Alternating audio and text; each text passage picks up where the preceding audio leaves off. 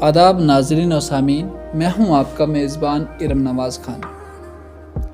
नाजरीन, आज का हमारा मौजू तरक्की पसंद तहरीक और उर्दू नज़म के हवाले से है।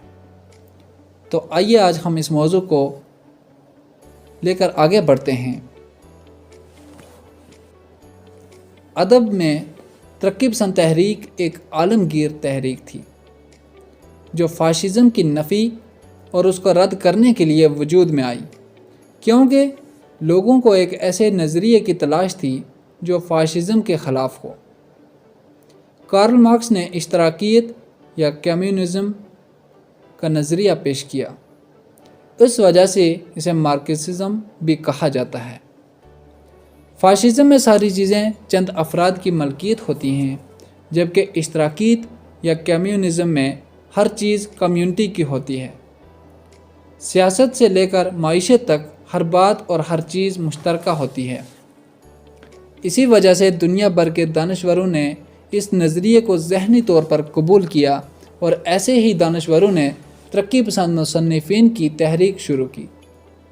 सजाद ज़हीर, मलिक राज आनंद और बाज़ दूसरे हिंदुस्तानी दानश्वर उस ज़माने में इंग्लिस्तान में ही थे। उसी वजह से इंग्लिस्तान ही में 1935 ईस्वी में तरक्की पसंद तहरीक की बुनियाद पड़ी और वहीं एक ऐलाननामा या मंशूरनामा बनाया गया। 1936 ईस्वी में अंजुमन तरक्की पसंद मुसन्निफ़ीन की पहली कॉन्फ्रेंस मुंशी प्रेमचंद की सदारत में लखनऊ में हुई और हिंदुस्तान में बाकायदा तौर पर तरक्की पसंद तहरीक का आगाज़ हुआ। तरक्की पसंद तहरीक ने उर्दू शेर व अदब में बड़ी इनकलाबी तब्दीलियाँ पैदा की। अलीगढ़ तहरीक के बाद यही उर्दू अदब की अहम और बड़ी तारीख की शक्ल में सामने आई। इस तहरीक ने कई असनाफ़ को रिवाज देने और उर्दू शेर व अदब को नए इम्कानात से रोशनास कराने में बहुत बड़ा हिस्सा अदा किया है। तरक्की पसंद तहरीक की वजह से उर्दू शायरी में और ख़ासकर उर्दू नज़म निगारी में बड़ी अहम और दो रस तब्दीलियाँ पैदा हुईं और उर्दू नज़म निगारी को बड़ा फ़रोग़ हासिल हुआ।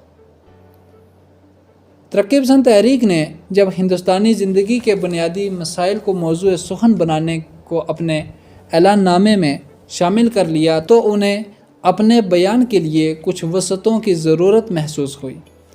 इसी वजह से उन्होंने बेकाफ़िया व बेरदीफ़ नज़में लिखी। उसके साथ साथ आज़ाद नज़म को भी फ़रोग़ दिया गया।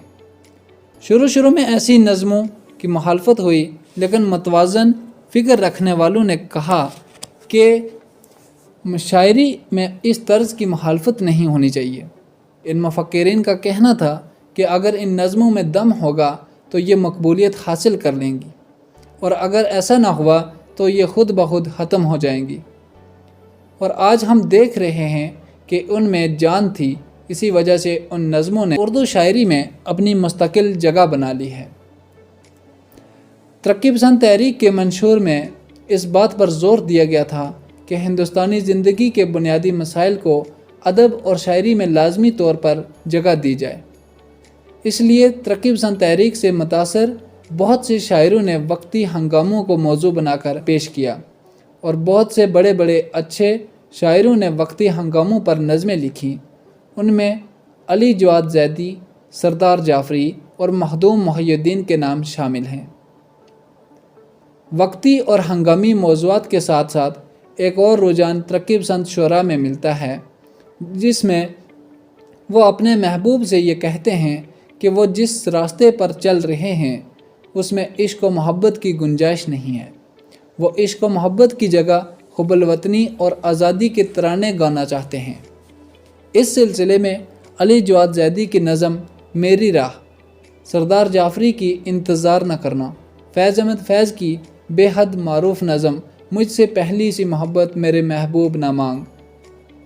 उसके साथ साथ एक और रुझान ये भी मिलता है कि वो महबूब से ये ख्वाहिश करते हैं कि वो आज़ादी की जहद में शामिल हो जाए और उनके दोष बदोश चले।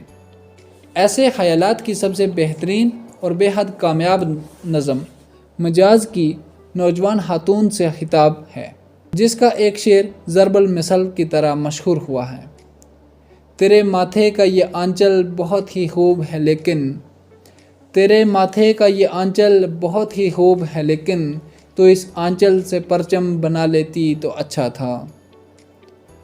بغاوت اور آزادی کی نظمیں لکھتے ہوئے اس زمانے کے کئی اہم شعراء نے انقلاب کا خونی تصور پیش کیا تھا۔ مجاز کی نظم انقلاب، جان نثار اختر کی نظم ساقی، سردار جعفری کی نظم جوانی اور جنگ و انقلاب، معین حسن جذبی کی دعوت جنگ، مخدوم محی الدین کی موت کا گیت اور مشرق، ان تمام نظموں میں خون آشامی ملتی ہے۔ اسی وجہ سے سجاد ظہیر نے اس رجحان کو روکنے کے لیے اردو کی جدید انقلابی شاعری کے عنوان سے ایک مضمون لکھا اور اس انداز کی نظموں کی کوتاہیوں پر روشنی ڈالی۔ سجاد ظہیر نے اس مضمون کے آخر میں کہا تھا کہ اس آگ میں ہمیں کودنا ہے، لیکن اسے گلزار بنانے کے لیے ان کا یہ مضمون بہت کارگر ثابت ہوا اور تمام اہم شعراء نے یہی متوازن رویہ اختیار کر لیا۔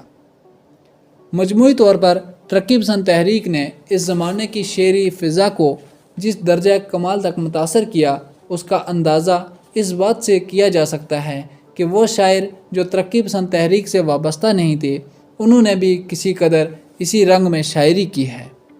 یہ تھا ہمارا موضوع ترقی پسند تحریک اور جدید نظم۔